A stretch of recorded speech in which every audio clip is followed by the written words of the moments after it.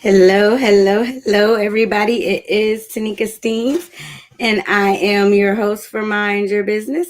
And tonight, my guest is Lois Hollis. She is a RN, BSN, and a Reverend, and she is a shame guilt educator, counselor, filmmaker. Lois shifts our opinion on the taboo subject of shame and guilt. And as a trailblazer, she's helped create one of the first kidney hemodialysis units in the U.S. in 1996.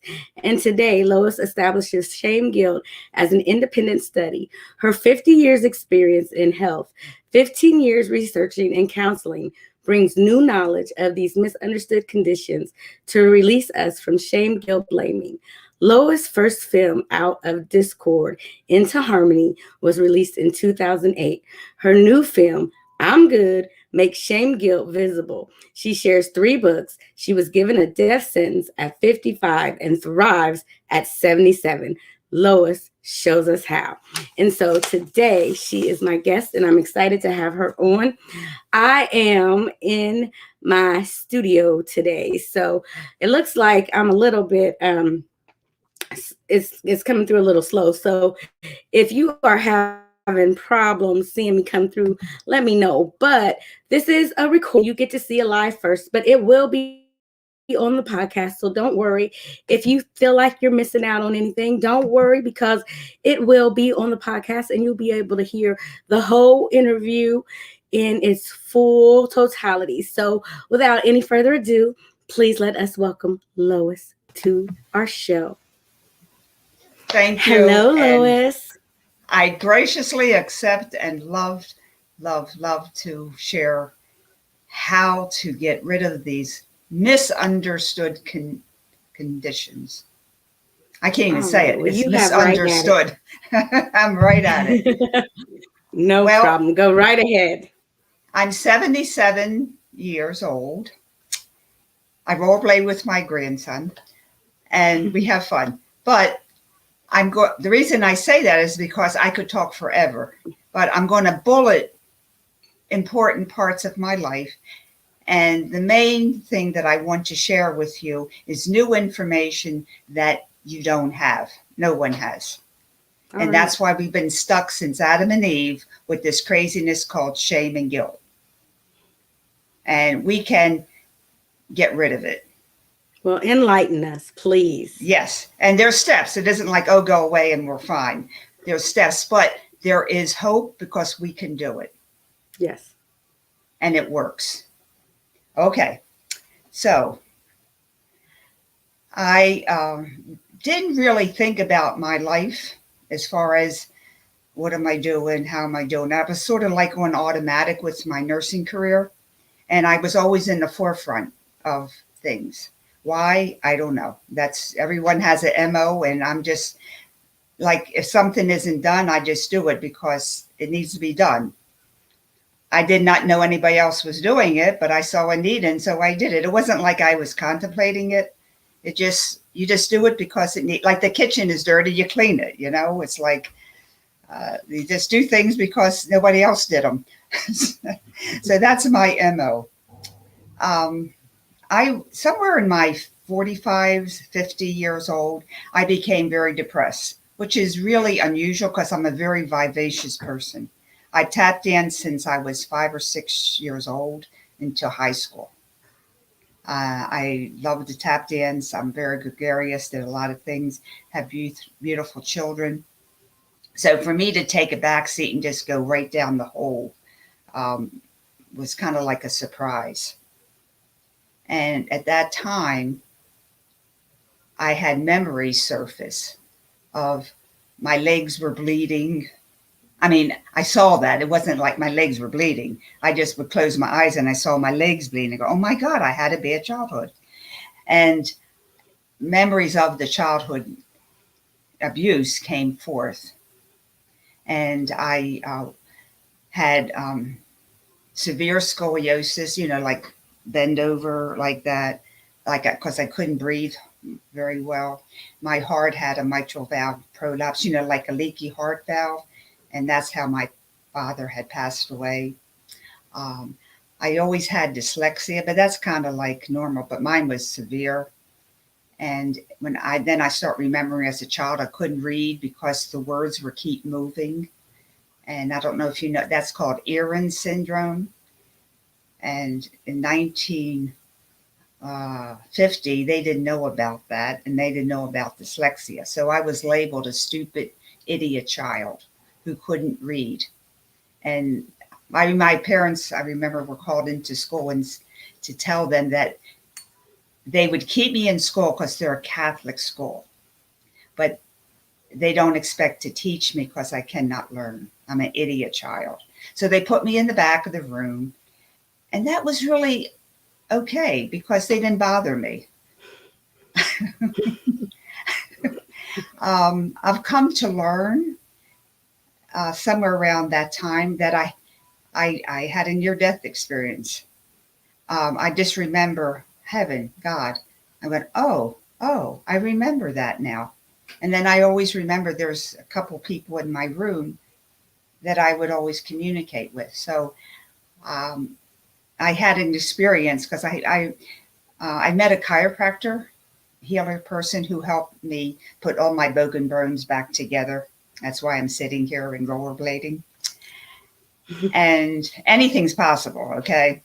And he told me that C1, C2, and C3 were broken. And you know that you die. I mean, my neck was broken. My jaws were broken.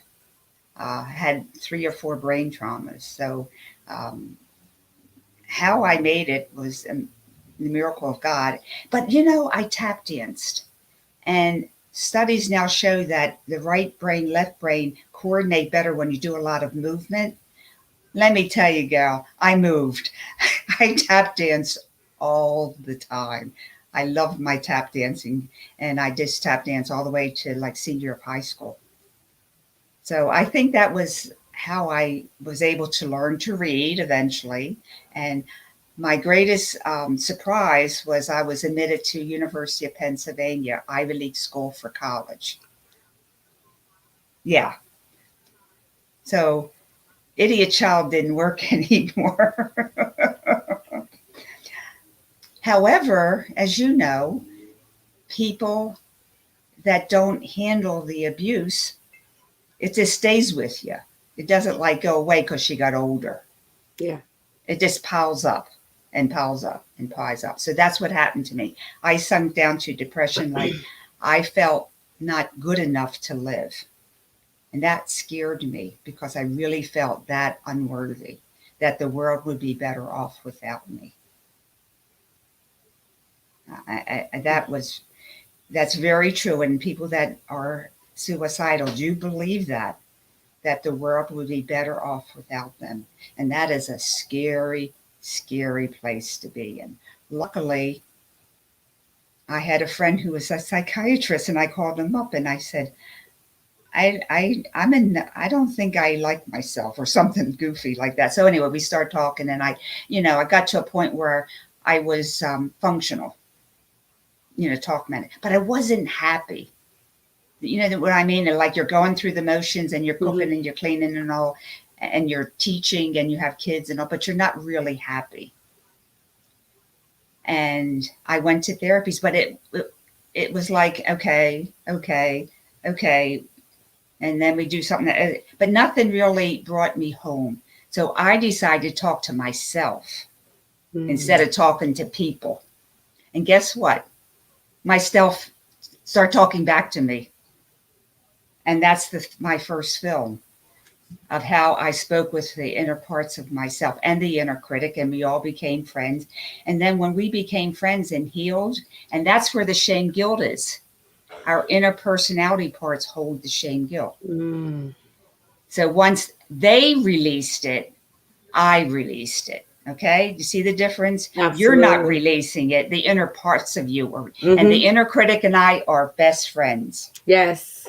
Yes. I love how you put that because I don't think that people understand having a relationship with yourself is the first part. That's the self love part of it.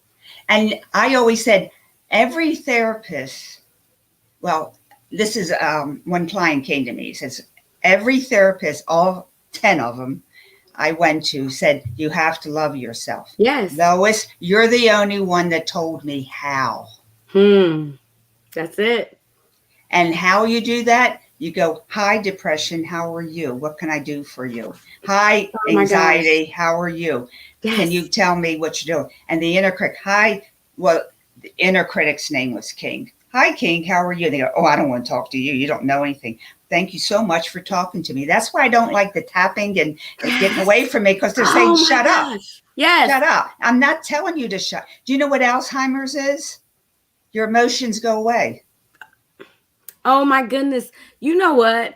See, I know I'm not crazy because Of course not. I have these inner thoughts. And this is what I call it, radical acceptance. And people don't understand. You have to look this thing in the face and you have to name it. And the No, biggest you fear don't name it. They give you their name. that's the thing. The biggest fear that we have is facing our demons. The demons are within. We have to pull them out. We got to love them. Yes, but we have to pull them out. We have to address them. We have to recognize them Yeah. and And accept that they're there. now I have a film on my YouTube channel and my website and YouTube. It's called Out of Discord into Harmony. Hmm. Out of Discord into Harmony. Type that in YouTube, type it in my YouTube channel and on my website. It took a long time to make it, but it is me talking to depression, anxiety, making friends with everybody, and we all live happily ever after. Now, what happens when I made friends with anger? Anger was like 6 years old. When anger healed, his name was Unstoppable. There you go. See? And I received the youthfulness of a 10-year-old. Yes, absolutely. And I get I know it's wonderful. it. So it isn't, you don't tell anybody shut up, you go tap it, tap, tap away. That's why would you send yourself away from yourself? Absolutely. Okay, now the inner critic was my shame producer. Okay, and we talked and we talked and we talked. I mean, it wasn't overnight and it wasn't in a week, it was a good month or so. Finally, he knew that I was smart enough to take care of myself. He was living in 1950. I'm saying I'm living in 2021. Can you come and live with me Mm-hmm. instead of living in my childhood? Because I'm smart now. I'm an adult. Absolutely. So he decided, King decided, he wasn't needed to call him name. King decided that he's going to let me take care of myself because when people throw shame guilt at me, I just throw it back because I got smarter. At 10 years old, I wasn't that smart. Okay. So he woke up and now he goes around the world finding podcasts for me. He has a new job and he doesn't charge me anything either. Okay. So that's, you're right. That's how we heal. Now, if I can digress, I'm going to tell you what shame guilt is. Go right ahead. Okay. Now, this is the first step. The first step is to know that shame and guilt are the same. And that's why we have been led down a rabbit hole because they say shame is bad, guilt is good. They're two different things. No, they're not. There's no healthy poison. Duh. Okay. Shame is in the unconscious mind. and guilt's in the conscious mind. They're in two different parts of our nervous system. One's autonomic, um, one's in the different nervous, I'm sorry, I got confused there, sympathetic and the autonomic. So it's different nerve circuits that they're running on, which eventually is our conscious mind and our unconscious mind. Now, I'm a nurse, and this is how the medical world works. If you have a bacteria in your brain, they call it meningitis. If you have the same bacteria in your lungs, they call it pneumonia. If you got the same bacteria in your liver, they call it hepatitis. Same bacteria in the kidneys, they call it nephritis. If you have it in your elbow, they call it bursitis. You have it in your tonsils, they call it tonsillitis, okay, or gymnonitis. Okay, do you see where I'm going with this? I got you. So it's not, it confuses you because you think it's a different substance. And I'm saying the substance is the same, the location is different. It's different. And that, but you can charge for that. You know how that goes? Okay, known story. So shame is in the unconscious, guilt is in the conscious, but it's the same thing. And I want to tell everyone, you will never, ever, ever, ever get rid of guilt unless you get rid of the shame that's causing it. So all these 5 mind tricks, all these mind mapping and all this other stuff. I have friends that, I'm not friends, but clients that call me and they say, Lois, I must be so unhealthy and so stupid because I've done 3 courses. I spent $2,000 on this. I did all these procedures, all this different therapies, and I still have incredible guilt. And I said, you're right. You will continue to have it until you release the shame that's causing it. And I feel really, really sad about that because what it does is makes people feel even worse. Yes, you're absolutely right. And I believe, this is Lois, I believe that The Secret, remember the movie The Secret? Did more harm than good. Absolutely. Because if you did not think positive, you were wrong. Yes. And you're right. That's step number 1. But if you don't get rid of the shame, that shame's still going to be there. You're right. You got to go in the timeline and go, okay, that's gone. Boing. Yes. Okay, now, that's step number 1. Okay? Step number 2 is we have love energy. Everyone knows how that feels. Now, the love energy has what?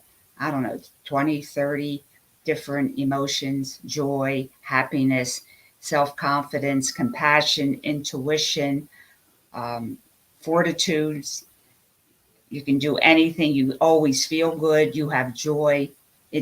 Love energy gives us these things. And we have different names for it. But it's love energy from God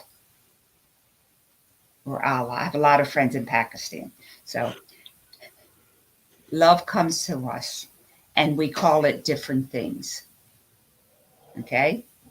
Now, on the other side, we have shame, guilt, energy, negative energy, which gives us all those different mental illnesses: depression, anxiety, procrastination, bullying. Oh my goodness.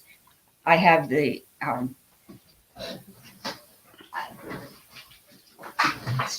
have the DSM. It's 918 pages of mental illnesses.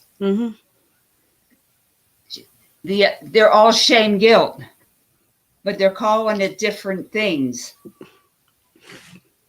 918 pages. Never mention the word shame. That's sad. That's sad. Now, how does shame work? Aha. Shame only has one defect. It dissolves in detection. Okay. Remember the Wizard of Oz? Way Toto pulls the curtain back, and we see the all powerful Waz, who's like a, he's really an old guy blowing a Mm-hmm. horn and doing a smoke in the room and a smoke and mirrors, and you're like, that's a nothing. That's what I'm doing with shame guilt. It's a nothing. It is a lot of smoke and mirrors. Yes, I agree. Okay? Okay. Now, shame guilt is a negative energy as opposed to love being a positive energy. Okay?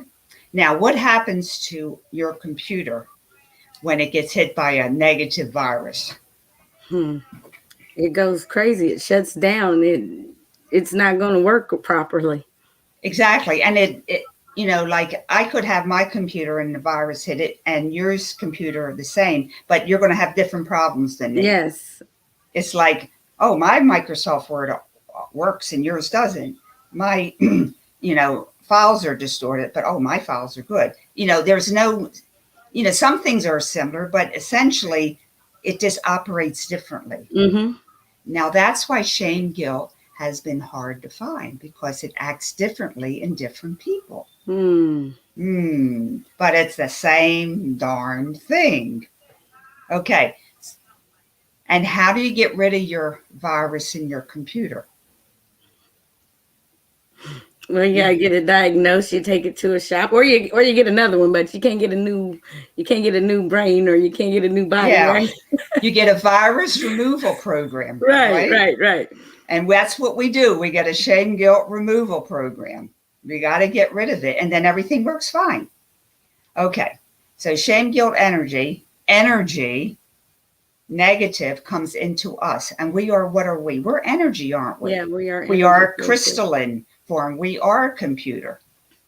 We are. So We what are does it God. do?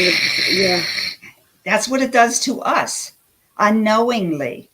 It turns positive emotions to negative ones. We already have compassion. We already have intuition. We have God. We have love. We have all these things, but shame guilt energy turns the dial. Compassion turns to depression. Intuition turns to anxiety. Hmm. Passion turns to anger. You get rid of shame guilt energy, what happens? You get your passion back, Mm-hmm. you get your intuition back, and you get your compassion back. Oh yeah. I've seen it happen, so I know you're telling the truth. I've seen it happen. So then your mind gets confused. People say, I can't think right. Well, that's shame guilt energy. You just got struck with something, Mm-hmm.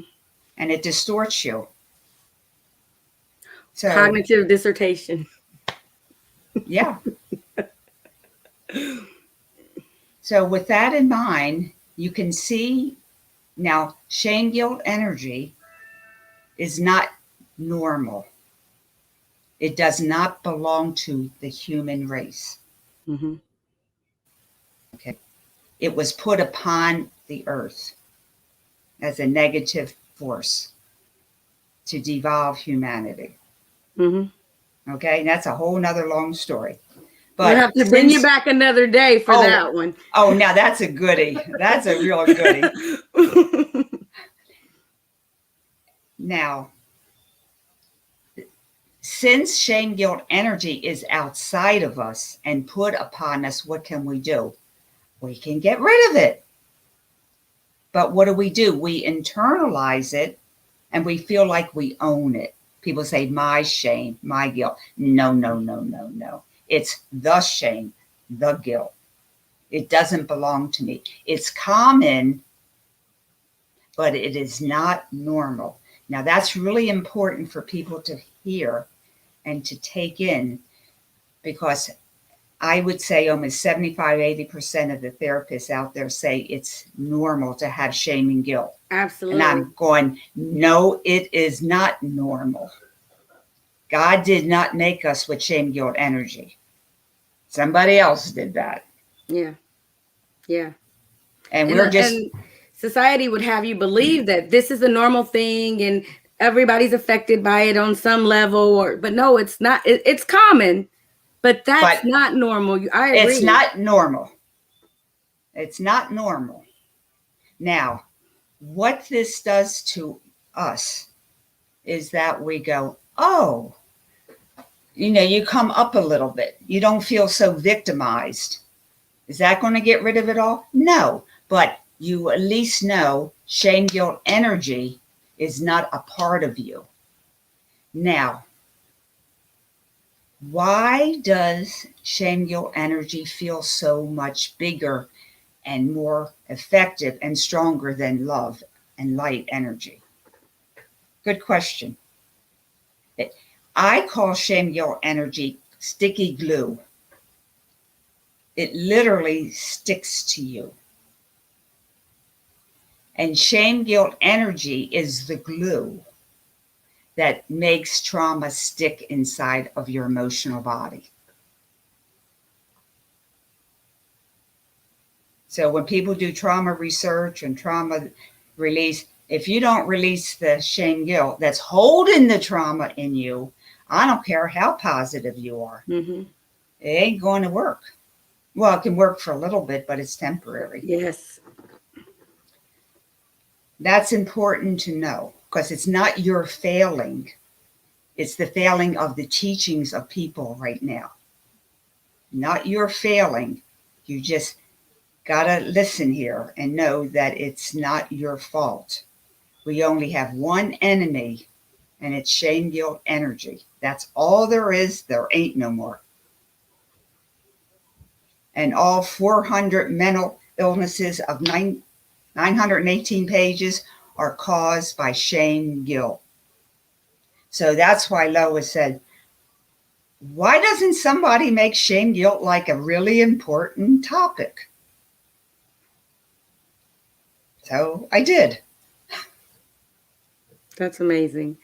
It's beautiful that because I'm doing a case study right now, and it's so funny that you are here right now. And I always feel like God is letting me know that I'm on the right path whenever because in my mind, I'm like, I'm always taking on these crazy ventures and I'm always doing something. And I'm like, okay, where does this come from? And it doesn't come from me because I know that I'm not that smart. But with God, all things are possible. And he is the one that leads me on this path. And so I'm like, okay, I didn't come up with this. There's no way that I could just sit and make this stuff up because I don't know you, Lois. But I know, right. Right. But we were brought together for a time such as this because at the moment that I decided that, okay, I got to look into this and I got to start, because when I got involved in this case study that I'm doing, this research that I'm looking into hasn't been touched since 1957. And now that I'm having this conversation with you, it's so funny that everything that you are talking about and bringing it to relevancy to today is like, why has nobody discussed this? Why has nobody seen what is so evident of what is going on? And it's because apparently we're supposed to be bringing it to the forefront. And so I'm excited that he saw fit to use us to bring this together. And I'm sure we're not the only ones, but we're the only ones right now that are talking about this. We're the only ones that are talking this language. No one's talking this. People say, oh, I can't find your information on the internet. I said, it's not there. It's not. It's on God's internet. And you know what's so funny? Because I was writing, because I've written this whole course and it is hilarious. And I told my husband, I just Googled something and I was reading it and I said, this isn't out there. And I said, I know that it's not out there because as I was reading this one thing that I found, Everything came back, and I said, it's not out there, but it's in the Lord's book. And this person that wrote what they were writing had no clue what they were even writing, because it's connected, but it's so disconnected that I'm like, if only they knew what they were really talking about. And I'm like, what I'm on to, and now I know for a fact with you sitting before me, I'm just like, oh my goodness. Because again, I had no clue what you were going to discuss. We didn't discuss what you were going to discuss. I just felt it was right. And that's why I love this platform, because this is how the Holy Spirit leads us to know that we are doing the Lord's work. We are his servant, and we're here to serve, and we're here to bring things to the forefront to educate people so that they can make informed decisions, and to help them to understand that, circumstances are what they are, but our outcomes are who we are. And so knowing that, sometimes there's things that we can't change, but we can change this. That, Yeah. but Yeah. yes, go ahead. People say you can't change your past. You have to identify with it and accept it and go on. I said, no, that's wrong. You can change your past, because there is no such thing as time.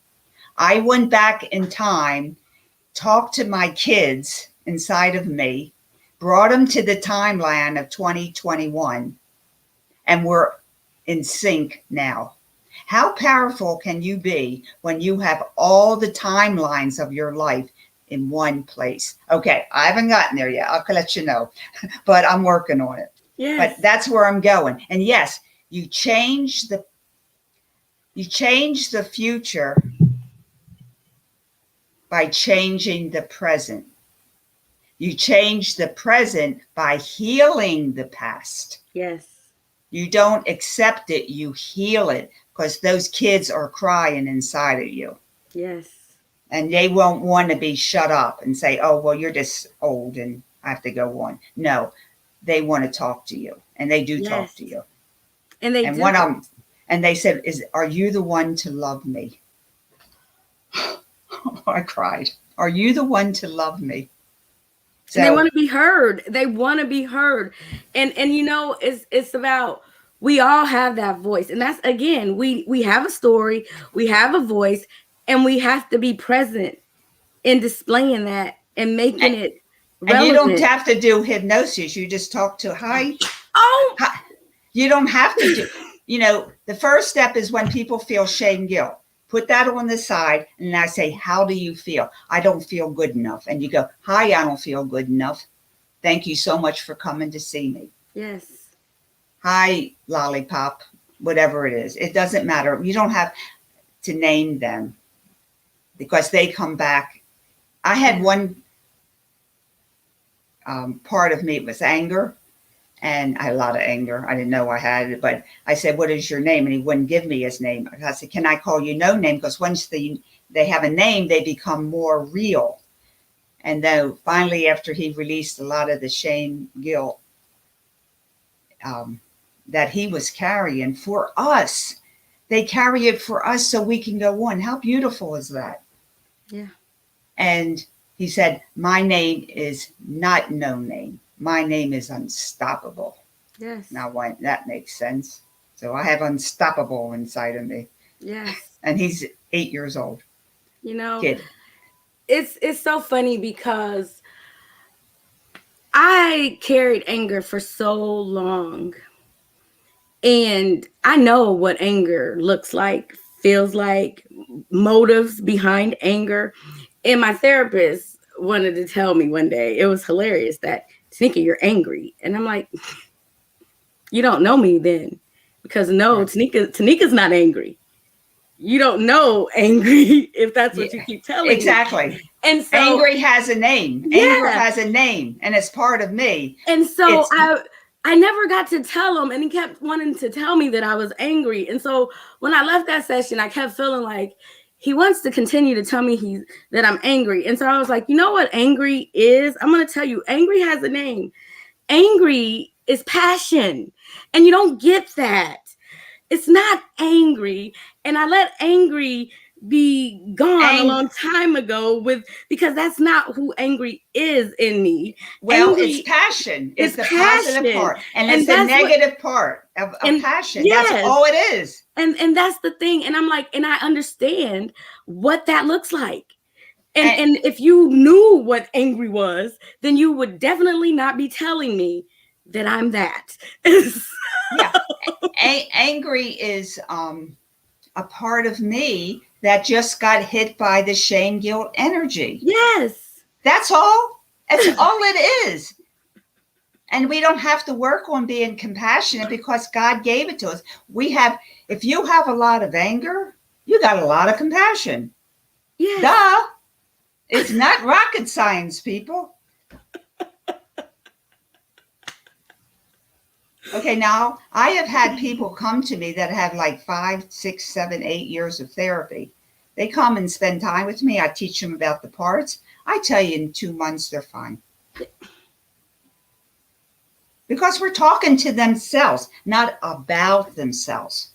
Now, I want to talk one thing about hypnosis. Now, that has a place somewhere, but in this therapy, it doesn't, because when you use hypnosis to talk to yourself, it shuts the inner critic up. And he or she gets very, very angry, and the inner critic becomes stronger. Because the inner critic will let you know when it's time to talk and when it's not, because it's governed by your soul, not by some psychiatric book. I like you, Lois. I I love do. you. Because, let me tell you something. Because I practice NLP, and it's hilarious because I'm like, I don't believe in hypnosis.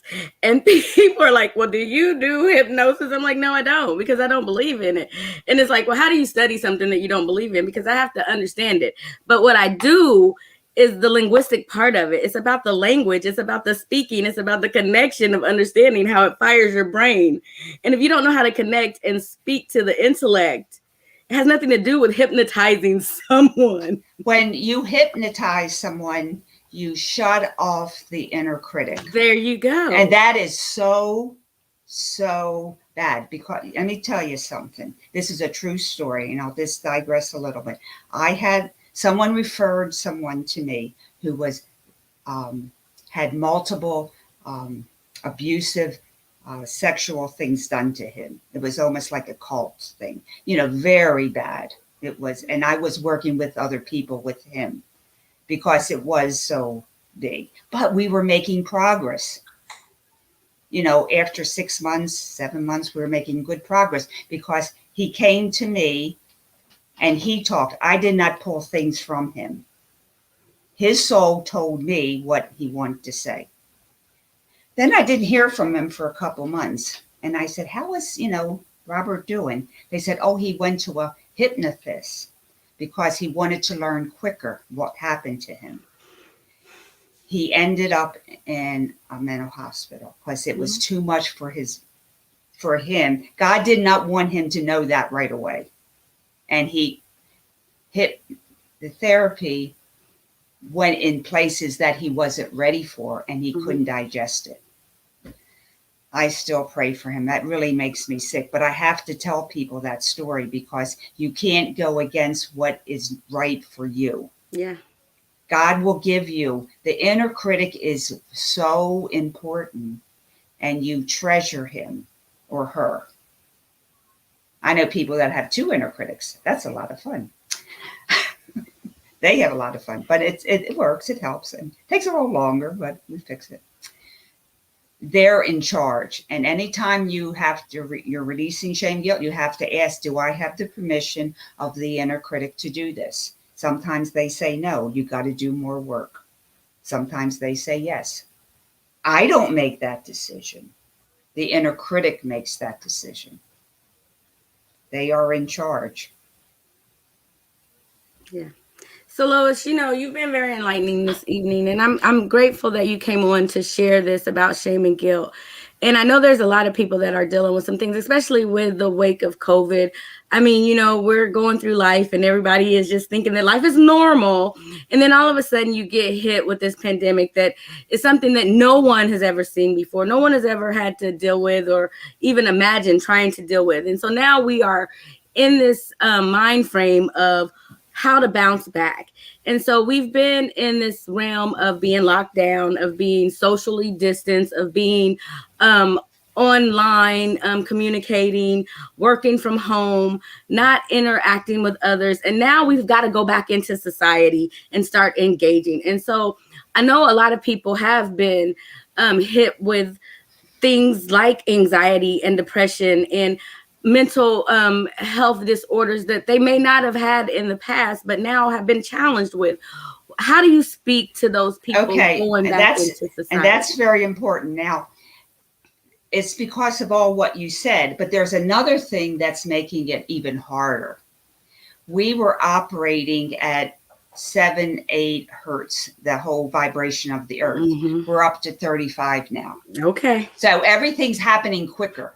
Mm-hmm. So yes, we can blame the pandemic, but the pandemic is even worse because we are 3 times faster. So what we digest in 2 days, in like 2 weeks, now it's 2 days. Mm-hmm. So it's not the pandemic's fault. It's just that everything is just, the kids are acting more, the information's coming quicker, everything is quicker, and you're going like, oh my God.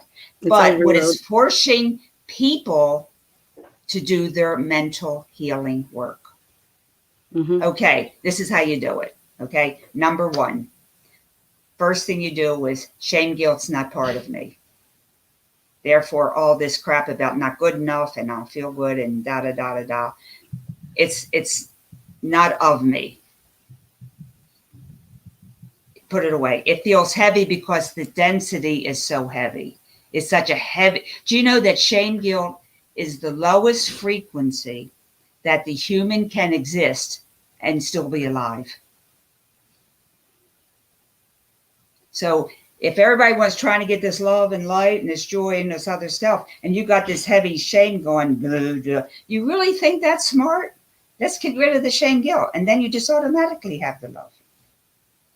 So it's heavy. Not that it's stronger. It's heavy. Okay? So that doesn't mean it's powerful. It's just heavy. A difference. Okay? Put it to the side. You can kick it away. It doesn't belong to me. Now, I feel overwhelmed. Get that paper and pencil out. Hi, overwhelmed. Thank you so much for coming to talk to me. What do you have to say to me? Sometimes they talk, sometimes they don't. Then you can keep, what kind of ice cream do you like? What kind of music do you like? You get to, how old are you? They will answer you. And I have my out of discord into harmony. I show you how to talk to your emotions. That's who you talk to. Now, your emotion, let's say depression may say, I don't feel good. But depression is saying that. It's not shame, guilt coming in and say that. See the difference? Mm-hmm. We're talking to the emotion. We're not talking to the shame, guilt garbage. It takes a little while to separate, but hey, this is step number 1. Absolutely. Step number 2 is continue the talking. Watch my DVD. And then once you start talking to them, they will release the shame, guilt energy because it dissolves in detection. How cool is that? It only has one problem. It dissolves in detection. Now you know why they kept it a secret. Wow. I know. It's amazing. It is. And you know what? We have so much information out there. It's just a matter of doing the work and the research to get to it. And like you said, time is infinite, and that's all we have. We think that we've got all this other stuff, but time is the one true thing that we have until we don't have it anymore. And so if someone wants to work with you, to learn how to get rid of the shame guilt, what is it that they need to do to contact Well, you? LoisHollis.com, LoisHollis.com. And I have my phone number there. They can call me, they can email me. And if they just want to get to know me, I talk. I mean, you can call me and I'm not charging you 15, 20 minutes. They can, because this is new stuff. And then I have sessions with people to help them do what I'm doing now with you. I teach people to self heal. Once they learn how to do this, they do it on their own. Like 1 month, 2 months, and then they call me, Lois, I'm stuck. And I go, oh, okay. So I'm like a teacher. I'm a teacher. I help people heal themselves. This is self healing. It's easy. It takes a little maneuvering, but everybody can do it. And everybody's happy. Nobody cries. Nobody gets depressed. Everybody's so happy when they do this. It's like so Absolutely. fun because it's our inner self that's doing it. Okay, that's one thing they can do. This. The other thing that's very, very, very important is I have an ebook on my website. It's called 500 Questions, One Answer. And that's 500 different ways shame guilt behavior enters you. So that's what you have to learn. Because we don't know what shame guilt is because that's all we do. So you have to teach yourself what shame guilt is. Then you don't accept it from anybody. So I offer this to people 500 ways. And it's on an automatic newsletter thingy. And it's all free. All right. Absolutely. Go ahead. Now, one other thing is sometimes, well, a lot of times we get depressed because of all you just talked about, the pandemic and everything. And the shame guilt comes in when we feel low. It's very crafty. I have a pamphlet called Now is the Time. I write from spirit. God talks, I write. I'm his secretary. That's all it is. And it's a different language because it's in another dimension. And if you start reading these pages, the shame guilt goes away. Does it go away forever? No. But you won't go down the hole of depression and suicide. All right. You just All read right. it. You just read it. It's words. It isn't like step 1, step 2, because you're talking the language of God, of spirit, and it lifts you out of that hole. Awesome. Well, I really appreciate and I've enjoyed our conversation and just listening to you and hearing your story and just how you've overcome so many things and just how you sprung into action to help others and bring light to these words and meaning to what everything is. Because once you can identify with something and you acknowledge it, you can do something about it. It's only when we're in the dark and don't have an understanding is when we can't do anything. But now we have information. Now we can move forward. We can do something about it. Exactly. You name it.